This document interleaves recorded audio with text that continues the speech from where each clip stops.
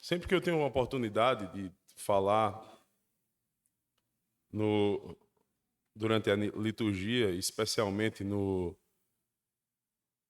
neste momento de contrição, eu tenho trazido de volta sempre o tema do verdadeiro arrependimento, da verdadeira reflexão, da penitência, da contrição.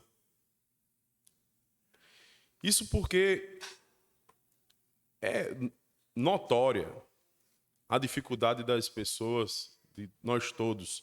Isso é uma característica do pecador em si, mas isso também é muito uma característica da nossa época. O espírito da nossa época faz com que nós tenhamos muita dificuldade de fazer este trabalho de reflexão penitencial.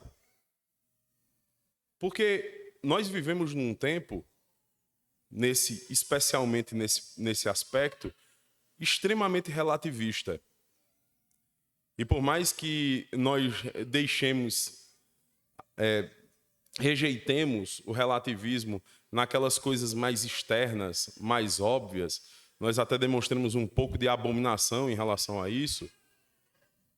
Esta coisa está tão impregnada nos nossos pulmões, por conta do ar que nós respiramos, que nós temos muita dificuldade, mas muita dificuldade mesmo, de fazer uma reflexão a respeito do que está lá no nosso coração, certo?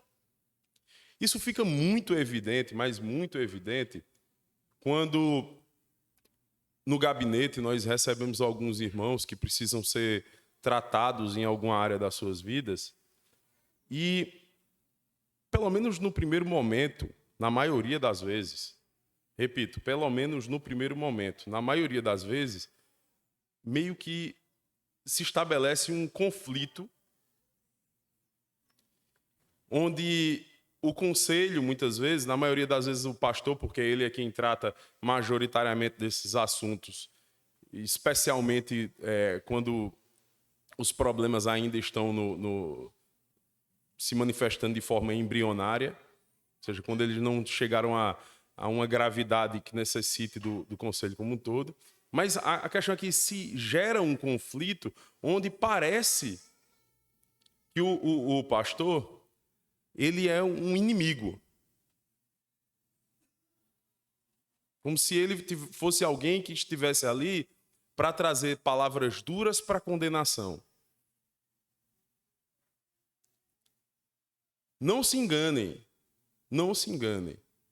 Isto é assim por causa de um dragão, um cão protetor que a gente colocou no terraço da nossa casa, da casa onde nós guardamos os nossos pecados, para que toda vez que que o valente chegue para saquear o nosso coração corruptível, corrupto, esse cão bravo, ele proteja aqueles pecados guardados. Isso é um sinal. Isto é um sinal. Toda vez que nós nos endurecemos por conta da palavra dura que o Senhor traz a nós por meio de seus ministros, de que nós não temos, muitas vezes, feito esse trabalho que é introspectivo, de reflexão a respeito dos nossos pecados, de penitência diante de Deus.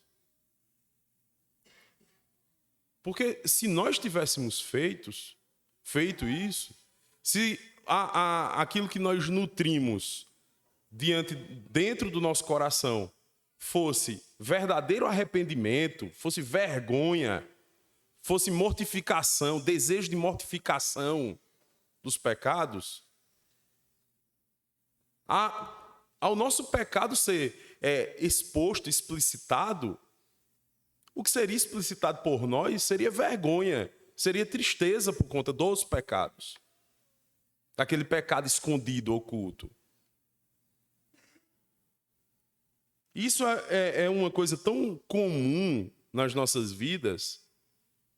Isso é uma batalha tão clara que deve ser travada por nós. O apóstolo Paulo ele se preocupa ao trazer palavras duras para a igreja de Corinto, dizer, olha, eu não digo isso para a vossa condenação, porque vocês estão no nosso coração. Meu Deus, era preciso o apóstolo Paulo fazer essa ressalva. O Senhor, ele não traz palavras duras para nós, para a nossa condenação. Os pastores não trazem palavras duras para a nossa condenação. Em primeiro lugar, o Senhor, o nosso Deus, ele de antemão, por causa da obra de Cristo, sem mérito nenhum nosso, ele já declara o seu amor por nós. Ele já declara o seu amor por nós. Nós não devemos jamais achar que as palavras duras do Senhor, aquele que se agradou de moer o seu próprio filho, são palavras para a nossa condenação. São palavras de ódio, são palavras duras de quem quer nos destruir, quem quer nos ver humilhados, quem quer nos ver escravizados pelo sentimento de tristeza pelos pecados. Não é isso. Porque antes de trazer essas palavras duras, o Senhor resolveu sacrificar o seu próprio filho. Mas é preciso o apóstolo Paulo dizer, não digo isto para a vossa condenação. Não é para o mal de vocês. Não é para uma tristeza escravizadora. Não é para nos destruir. Não é para nos fazer mal, mas muito pelo contrário.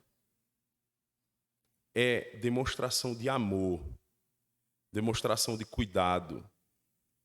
E sim, nós devemos nos envergonhar, porque é necessário que o apóstolo Paulo nos diga que não é para a nossa condenação.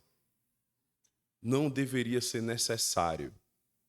Só é necessário porque sim, nós somos orgulhosos e soberbos. E não queremos escutar as verdades a respeito de nós mesmos. Nem mesmo para a nossa melhora. Nem mesmo para o nosso crescimento. Nem mesmo para a nossa salvação. O que nós queremos ouvir sobre nós mesmos são as coisas boas, a autoimagem que nós colocamos em nós mesmos, que nós projetamos em nós mesmos. Mas como foi lido na Santa Convocação, o Senhor não só nos criou, Ele não só criou todas as coisas, mas Ele estabeleceu que cada uma delas é. E o relativismo da nossa época nos leva, mesmo que de forma, entre muitas aspas, inconsciente, faz com que nós possamos achar que nós podemos estabelecer o que nós somos como se nós fôssemos deuses. Nós não somos a autoimagem que projetamos em nós mesmos. Nós não somos isso. Nós somos o que Deus diz que nós somos. Somos pecadores miseráveis que precisamos, dia após dia, nos lembrar onde temos caído e buscar em Cristo as soluções para a nossa queda. As soluções, porque sim, a justificação ela é pontual, ela é única, mas a santificação é um processo. A salvação como um todo, e nós confundimos muitas vezes isso, né? A salvação com a justificação.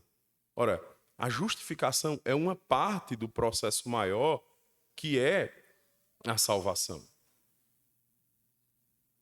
E se formos verdadeiramente justificados por Deus, o processo se evidencia na santificação. E o primeiro movimento que nós fazemos da santificação em nós mesmos é a reflexão a respeito dos nossos pecados.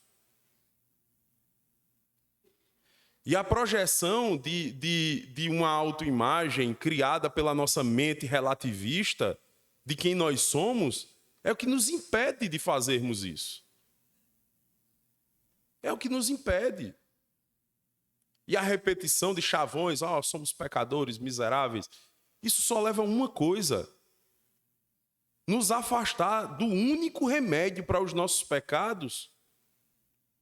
O único remédio, que é o arrependimento.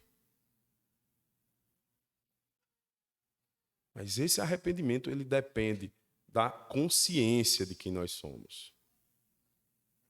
Então, se você fica chateadinho todas as vezes que palavras duras são proferidas contra você, é porque você tem corrido do remédio, como uma criança birrenta que não quer sentir um pequeno amargor do remédio que vai curá-la da doença, qualquer que seja que ela esteja acometida. Os que são pais sabem quantas crianças dão trabalho para tomar remédio, né? Alguns adultos também dão, mas as crianças é uma coisa impressionante, porque elas fogem de qualquer desconforto. Meus irmãos, vamos nos envergonhar essa manhã pela necessidade que o Senhor tem de dizer: não é para a condenação de vocês, porque eu vos amo. E a prova disto é que Ele nos deu seu Filho. Oremos.